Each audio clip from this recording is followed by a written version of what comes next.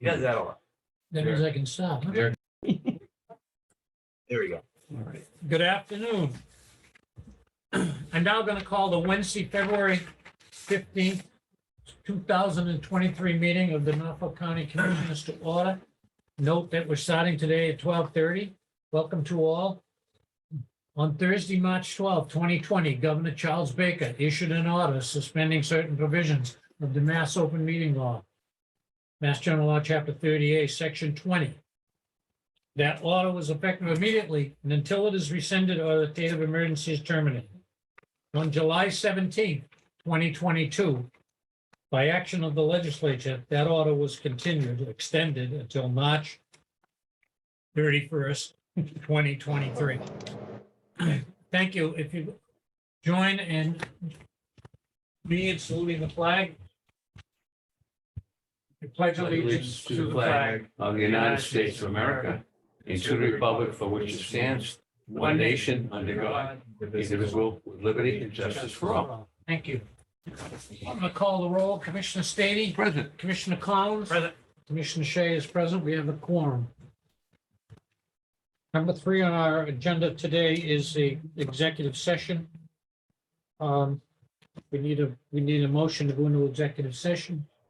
And anything we do in executive session, after we come out, we'll go right back to the regular agenda of the meeting. You want to read it, Dick? You want me to read it? Peter, go ahead, please. Go Richard, ahead. sorry.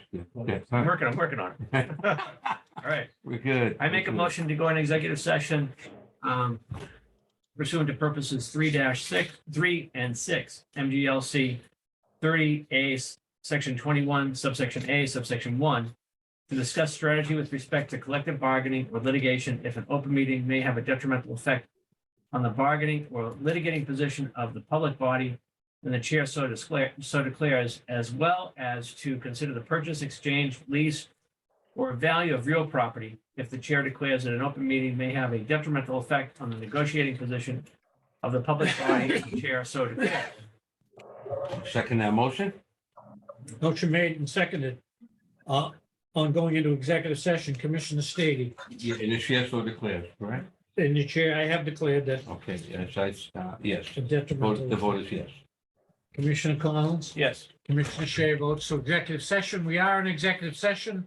We're back from executive session.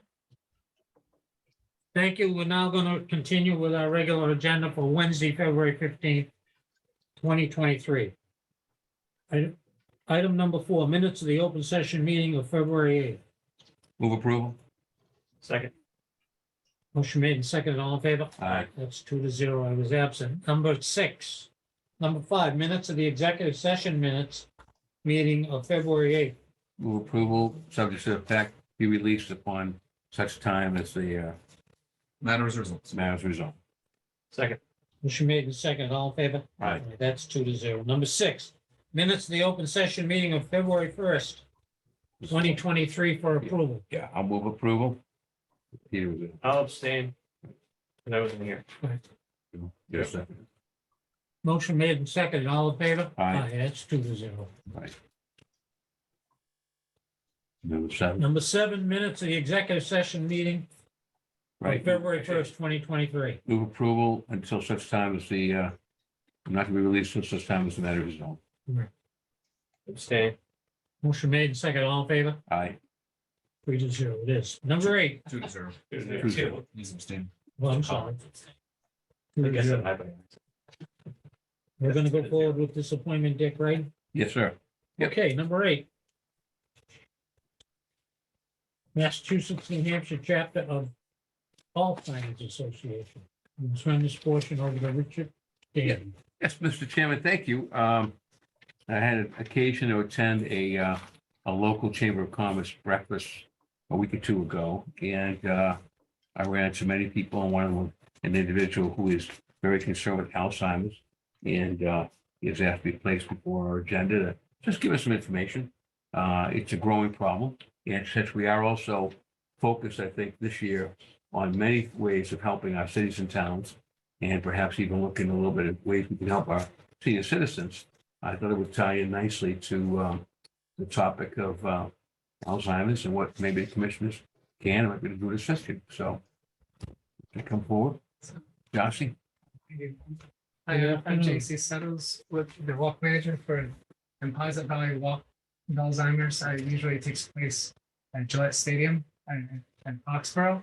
That being the walk, my colleague Jen Holy is on the Zoom call and she can tell you a little bit more about the programs and services that we offer that are all no cost, which really I think that fits the bill as far as the local community and what we hear. And then after she's done speaking, then I can tell you more information about the walk. But the meat and potatoes, I'd like to turn it over to Jen.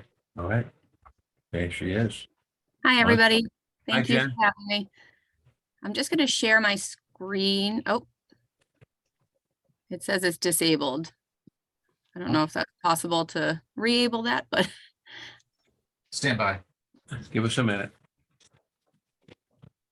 but while you're working on that, I just want to let you know that I'm going to talk a little bit about our programs and services, but also about kind of the state of Alzheimer's right now, and how prevalent that is, just so that we have kind of some context to go with there. Here's my, Jen, you should be able to share now. let me know when you see that. There you go. Yep, Oh, got it. Great. Excellent. Okay. So our vision as an organization is a world without Alzheimer's and all other dementia. We are called the Alzheimer's Association, but our long title is the Alzheimer's Association and Other Dementias. So we do help people with any type of dementia. And dementia is really just this kind of umbrella term that means a decline in cognitive functioning that is going to impact somebody's thinking, memory, and behavior. It really doesn't tell us the reason why, though. We do know that Alzheimer's is the most common reason why somebody experiences those symptoms. And part of what we do as an organization is encourage people to get to the doctor, talk about what's going on, because it's not always Alzheimer's disease. It could be some other form of dementia, but it also could be something like an infection or a thyroid problem that's not being managed properly. It could be a lot of other things that can be managed with proper medication and treatments. So really important for people to get to their doctors and figure out what's going on. This slide just shows you the prevalence of the disease. I won't go over every bit of it, but we do know that every year numbers are increasing. We know that age is the #1 risk factor, and there's nothing we can do about that. We all age. It's kind of about how we age that can be helpful. And we do have programs that talk about healthy living for your brain and your body. But this is where we're at right now. We do know that age is the #1 risk factor. The baby boomer generation is aging. So we're seeing all of our numbers are going up in terms of the impact. We know that more than 6 million Americans are living with Alzheimer's disease and over 11 million are providing unpaid care. So part of our strategy and our goals are in these 6 areas. We want to provide and enhance care and support. We want to accelerate research, strengthen the diversity and equity and inclusion in our communities, advance public policy, increase concern and awareness, and increase revenue for more research to be done. We have made some leaps and bounds, especially in the last a couple of years in terms of research. So we're really excited to see this corner that we're kind of turning right now. There's a lot more work to be done, but it's exciting right now. This slide just talks about the research that happens. We are very lucky to live in a very research-rich state with a lot of the research taking place in Boston or around the city. And this is just about the funding that went toward research in Massachusetts. We also fund research worldwide, though. We know that the cure may not be found right here in Massachusetts, although we do have some really, really great researchers, so it's quite possible. But we do also fund researchers worldwide because when they're sharing notes and they're sharing information about what they've been doing the work on, it just helps each other. So we have created some forums for that. We have an international conference. We have this iStart, which is the International Society to Advance Alzheimer's Research and Treatment that professional researchers can engage in and share their information. We have a program also called Trial Match, which is kind of like those dating services out there where you put in your information and it will connect you to something that is compatible to you.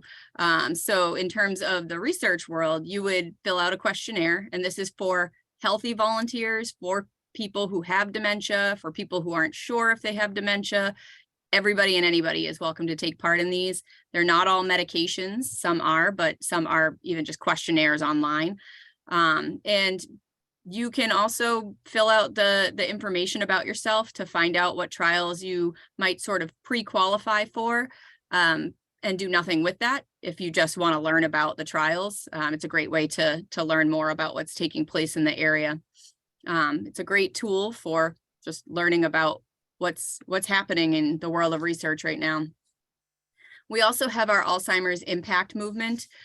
This is a separately incorporated advocacy affiliate of the association. We recruit nationwide network of advocates to ensure our message about care, support, and research is heard at every level of government. So thank you very much for listening to us today. And people can get involved in advocacy. They can talk to their elected officials about the needs of people in their communities. They can share their stories. It's really moving to hear people's personal stories because I think it puts a face with what's happening and why any sort of funding or changes in laws can directly impact those people. This next slide I included just because I do think that it's important. I mentioned before there are over 11 million caregivers that are unpaid. So this is how it's impacting the workplace. A lot of caregivers are still working, and they're often part of that sandwich generation, caring for parents and still having kids at home. And this impacts their ability to work full-time, often having to take family medical leave, vacation time, cut hours, early retirements. So this just gives you an overview of what that looks like in numbers.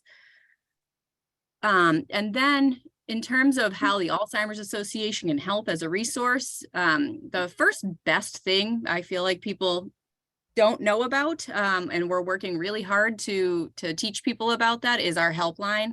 It's 24 hours a day, 7 days a week, and it's the best first call that people can make. First call, second call, keep calling. We always tell people we're always there. And even if people don't know what question they have to ask, call anyway, because we help them figure that out. We'll just listen to kind of what their story's all about and help figure out what their needs are, what resources they might need, what kind of coaching they might need around symptom management, and how might they change their home around a little bit to make it more conducive to being supportive to somebody who's living with dementia. So a lot we can do with the helpline. We also have our free education programs. They're online, they're in person. So we also have some recorded versions that if they couldn't attend a live session, they could certainly watch one that's been pre-recorded. And it's a great way for people to get the background that they need in order to tackle what's to come with the disease. So, or just even learn about what are the symptoms. We have one that's called Know the 10 Warning Signs. And that's a great way, kind of an intro to, all right, what are these symptoms that I should be looking for, and what are the next steps that I should be taking?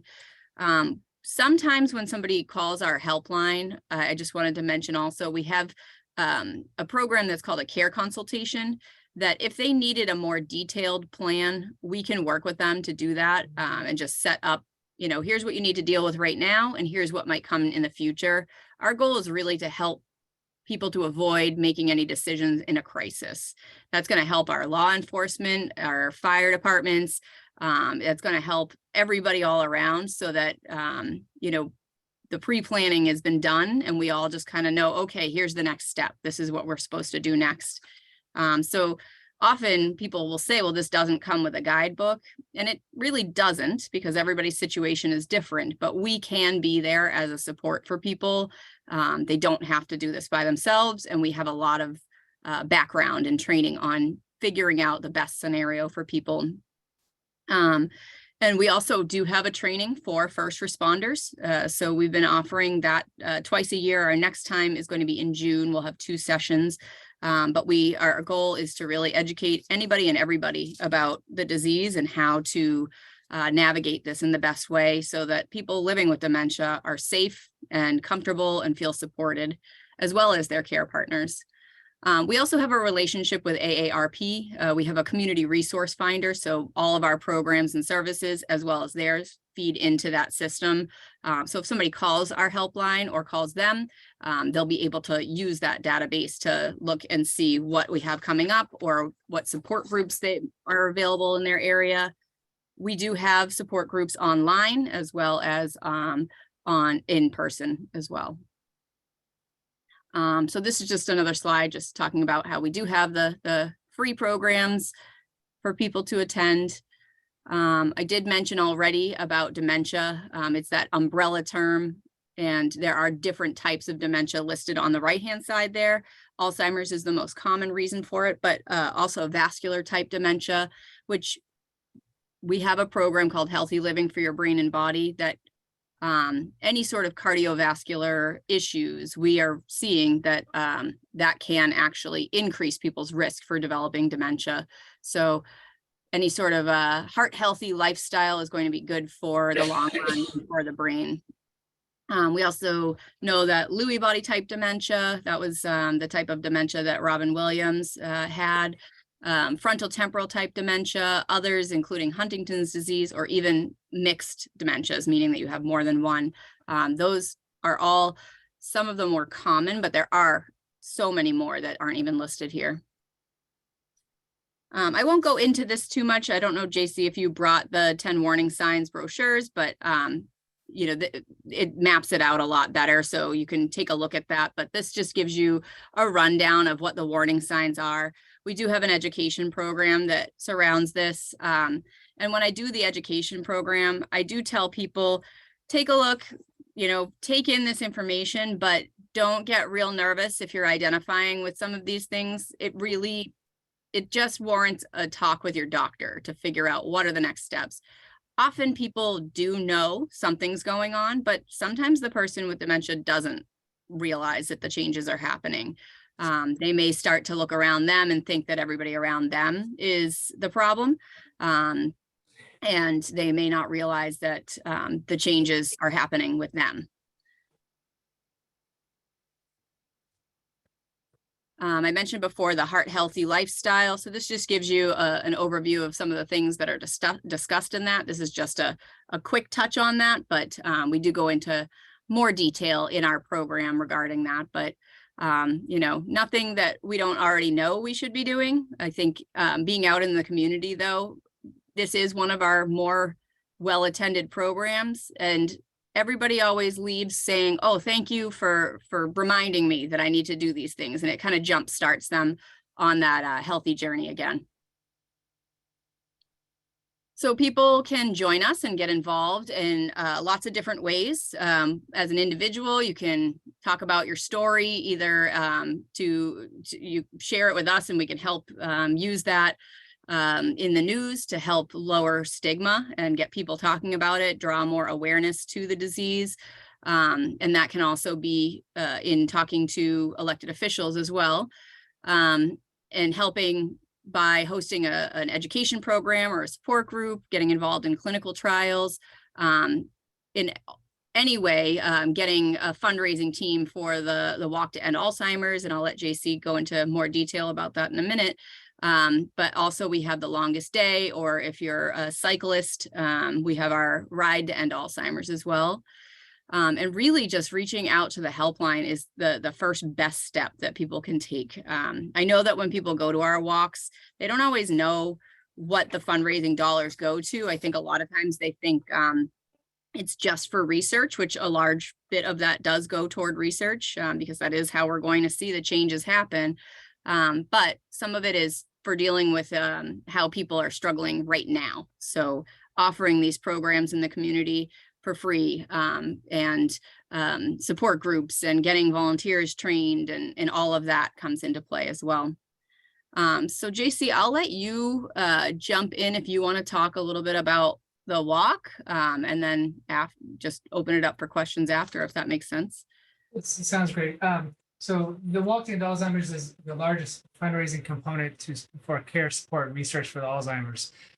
It is essentially like Jen said, it's our bread and butter. It's our what keeps our programs free to all families.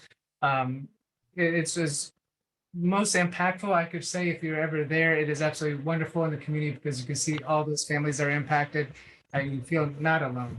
There's many ways to help, whether it's volunteer. We have a monthly committee that meets, that's all volunteer driven. The walk is volunteer led. And for us, it's just spreading awareness in the community. Yes, we want to let everybody know about walk, but most importantly about the mission and what we have going on here to be a resource to help. You can, like Jen mentioned, you can start a team, you can be a committee member, you can volunteer on the day, you can just tell your neighbors about walk. It really can be anything. I coined the term anything is good.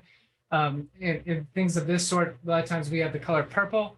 A lot of times it could be simple as wearing purple. If you have buildings in the local community that can light up with a purple light, well, June is Alzheimer's and Brain Awareness Month. So it's one of those things that it gets people talking at the end of the day, and being able to spread the word. And we obviously can have as much information given to you all to be a resource for your local town to know where to go to seek these. But the walk is really, it's a community-driven event. It keeps our programs free, and it can be involved any way in shape or form. We can literally, there's no fundraising requirement. You can just come out and just be there on the day.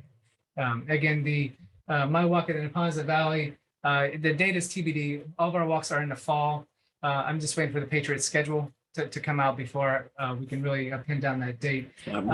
So, but it is impactful. I will say, and I always have to share my story. I came from the golf world for my entire career, and it wasn't until I knew that my mom had dementia and my dad being the caregiver that I want to be involved to spread the word. So the helpline, which Jen mentioned, it is the most wonderful thing. That's how I had to basically get my father to really open up and to seek resource. And in fact, just this last Friday, I had to call it again. So not only am I staff, I'm actually using our resources to help just help my own family.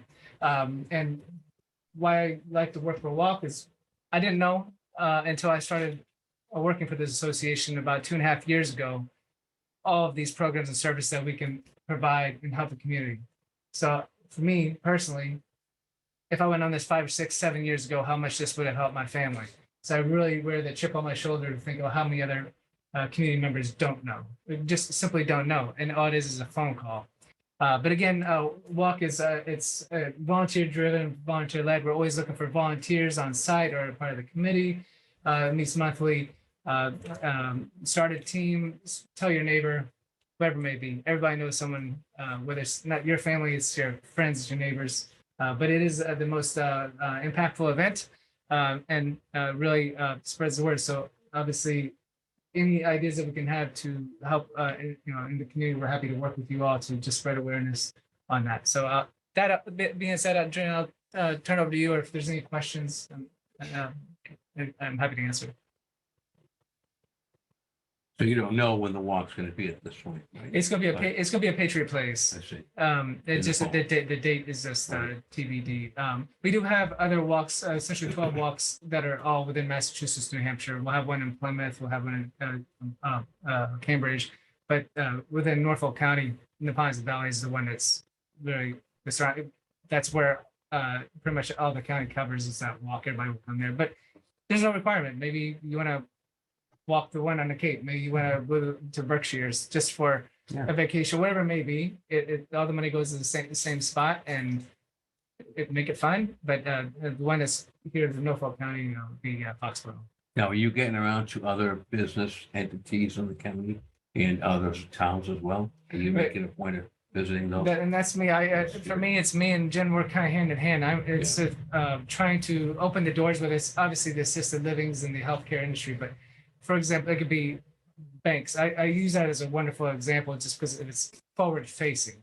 If it's any forward facing company, we have lunch and learns that we can go to one of these programs, we can provide one of these programs for the employees so that they may be impacted.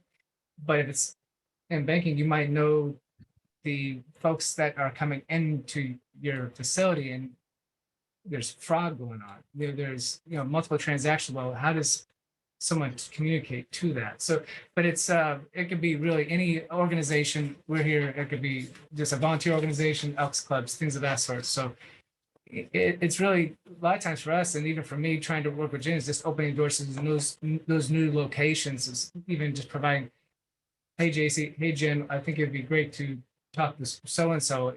And we can provide one of these lunch and learns and or provide a first responder training, things of that sort. So again, awareness is the key for everybody to know, and we're happy to obviously be in help to your community any way we can. But really, just spreading awareness is the biggest help.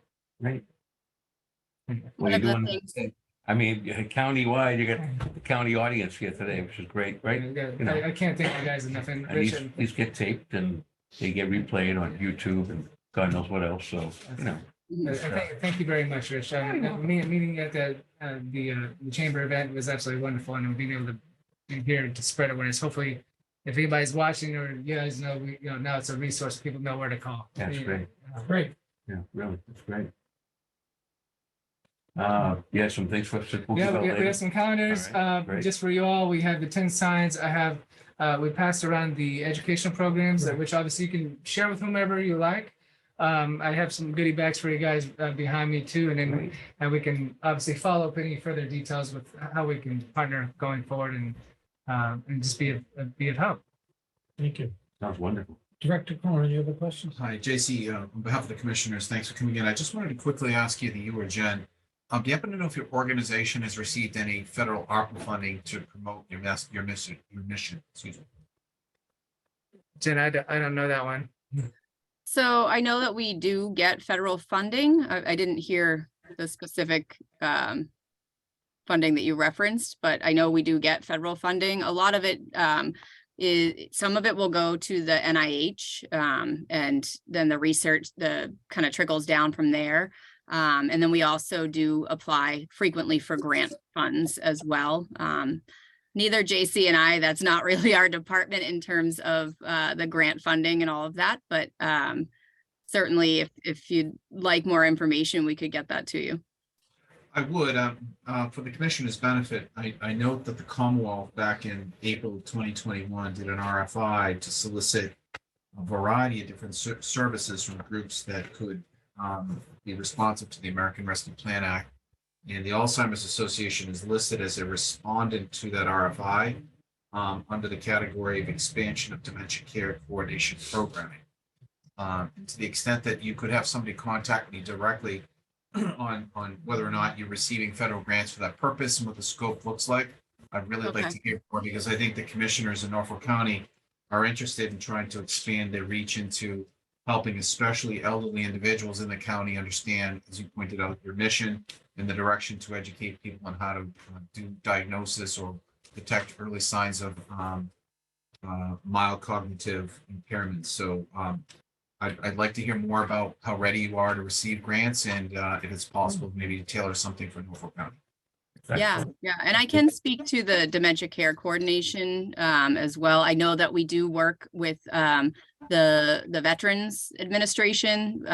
We have a partnership with them in terms of offering the dementia care coordination, which is in short, just basically the doctor would ask the patient if they have permission to make a referral to us, and then we would reach out to them versus waiting for them to call the helpline. Kind of avoiding crisis again. And then we also have other healthcare institutions that we work with for the dementia care coordination as well. Thank you. Appreciate it.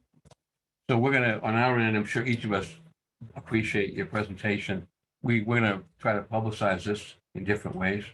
And as John indicated, maybe there's some financial way we can help Alzheimer's organizations as well, so we'll leave it like that. We'll be in touch. Thank you so much. Okay. Thank you very much. I appreciate it. Thank you, Jen. Thank you, John. Thank you, Bye. Jen. We'll see you. Thank you all so very much. Yeah. This is. This was good. Thank you. Thank you. All right. Happy- We'll see you around. Good seeing you. Thank you. Okay, you're Thank welcome. you.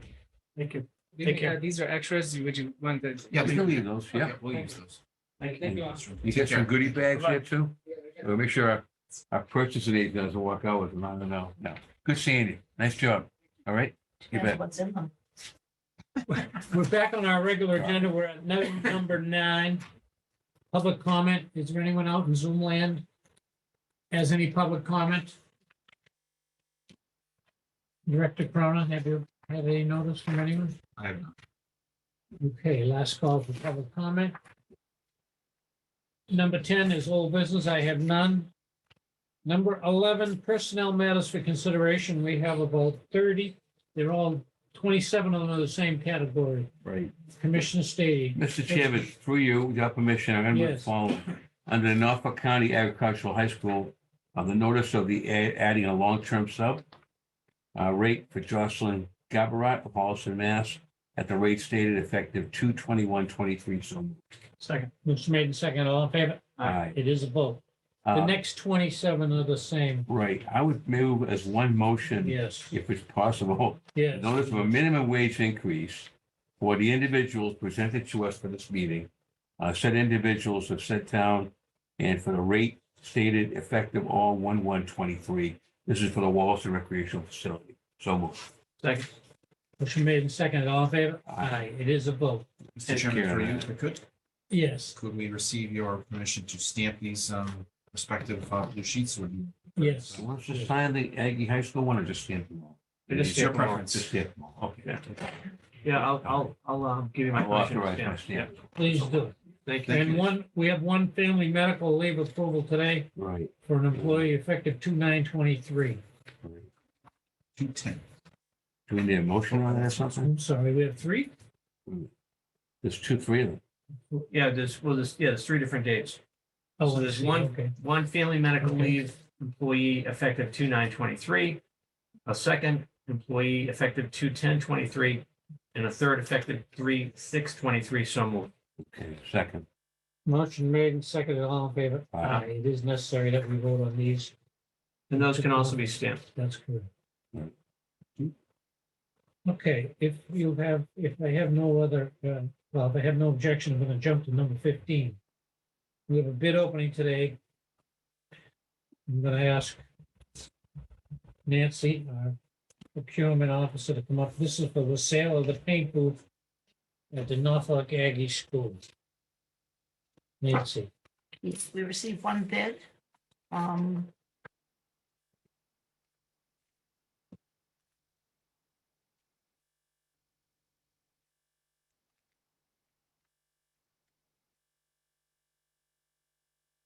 Thomas Watson, the owner of Tom's Customs out of Upton, Mass.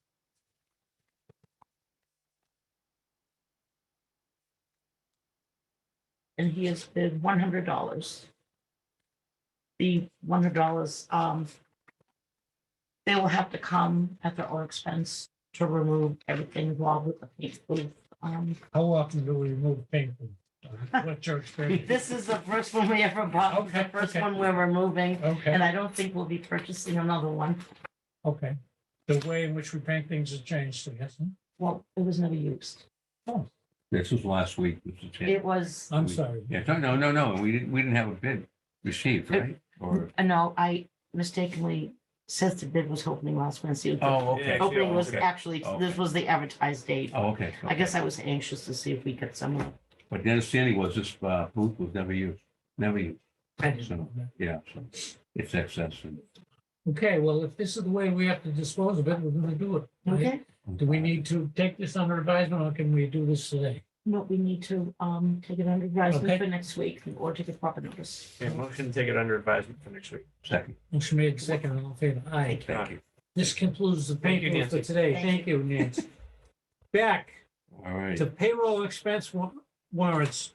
Mr. Chairman, Yes. Who are you? Commissioner.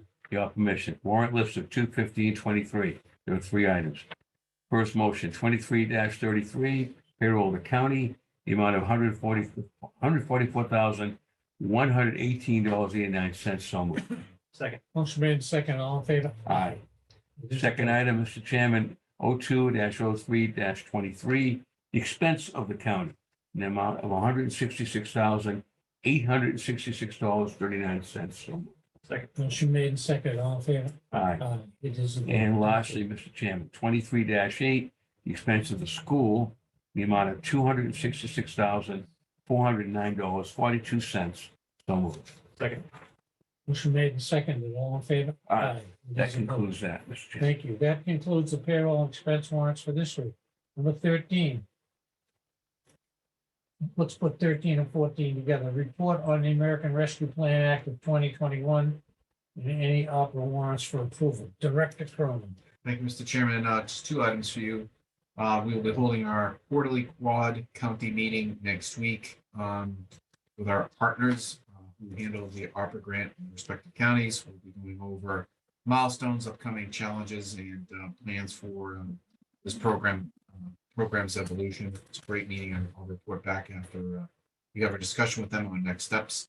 Want to alert the commissioners, although you don't have any ARPA awards before you this week, I do expect 3 to 4 next week. In fact, I was having lunch with Chairman Shea before the meeting, and 4 awards went to status 3, which is my approval. So presuming that they're in good shape, we'll have those before you next week, and we'll alert you. The value of those 4 will exceed $9 million or close to $9 million. One very large one. So we'll be back at the table next week with additional ARPA awards for you. Those are what I have this time. Great. Bid opening we did. Number 16 is contract awards. We have none. Number 17 is fiscal 24 budget calendar update. Director Cronin. Thank you, Mr. Chairman. I'll ask Sam to pull up the proposed adjustment to the budget calendar for the commissioner's review. I heard from the schools and the interim trustee chairman stated that there was an interest in moving around the schedule for the agricultural schools presentation of their budget, which I think was originally March 1st, 2023. We're going to move the schools to March 8th, 2023. That means I believe the treasurer's office will be moving from the 8th to the 1st. It's a simple change. Sam, if you don't have access to it, that's quite all right. But I just want to let the commissioners know we'll be sending out this updated schedule to all department heads today, so they understand that. Modest alteration. Yeah, Mr. Chairman, if I may, Yes, sure. the reason for that is to allow the trustees to meet, hear the budget from Mr. Wallace, and we're going to be meeting a special meeting on March 1st. So actually, we've changed our trustee Of the meeting school board. for the school, Yes. yeah, the trustees. So we'll hear the budget from Mr. Wallace, then act on it, and then the commissioners will have. That's the reason for the change. Okay, thank you. That's the Yeah. proposed schedule. That's the budget calendar. Do we need a Number motion to 18. adjust it then? Report of the county So director. I Oh, wait. misspoke. Do you need, Bring that back up. Back to briefly. county budget. I misspoke and I want to correct myself. You could bring that back up, Sam. it's the commissioner's office, right? It is. Maybe? Yeah. Do you move? Not the treasurer, but Right. move the commissioner's That's what I thought. office, Because treasurer. RSVP and the information technology Right, you piece. switched that, That's the new view. right. I apologize. Do you need a motion to adjust the schedule? That's administrative. Good. All right. Thank you, Mr. We Chairman. appreciate that. Thank you. Okay, Thank you. number 18, report of the county director. Just an update. Thank you, Mr. Chairman. I'll be meeting with representatives of the trial courts tomorrow afternoon to discuss the status of Norfolk County courts, in general, their concerns, if any, from the trial courts, and I'll be also happy to explain to them our upcoming plans relative to some studies that we're putting underway for Dedham Superior, Dedham District, and also give them, as much as I probably can, an update on our progress with Quincy District Court. Speaking of the Quincy District Court, there'll be a follow-up meeting between Scott Lopez and I and members of DCAM tomorrow to carry forth your confidential message at this point as we discuss the negotiations of the sale of Quincy District Court with the Commonwealth. That is scheduled for noon.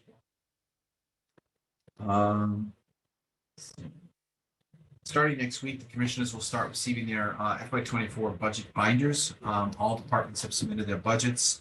We're in the process of preparing the budgets themselves, put it in a binder, along with the cover letters and respective content that was shared with us by the departments. We'll have that as we begin next week with, I believe, the registry of deeds is our first department.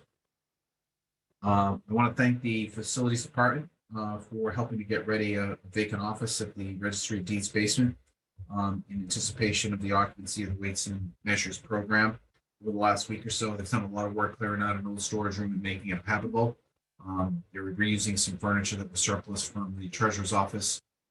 So it's starting to shape up as a nice occupancy space for that new program sometime this summer.